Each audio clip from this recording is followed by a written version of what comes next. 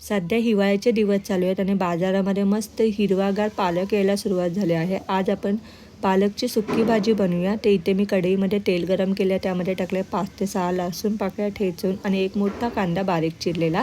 त्याचबरोबर 1 तास भिजत ठेवलेली इथे मी मुगाची डाळ टाकले। सगळं व्यवस्थित परतून घ्यायचं आहे।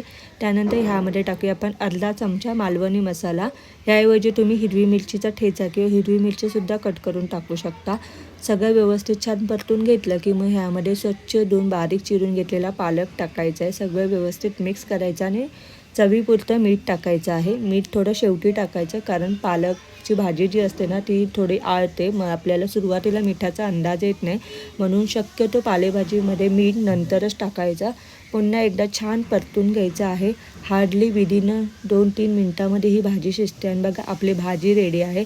मस्त गरमागरम भाकरी किंवा चपातीवर सर्व करूया। एन्जॉय।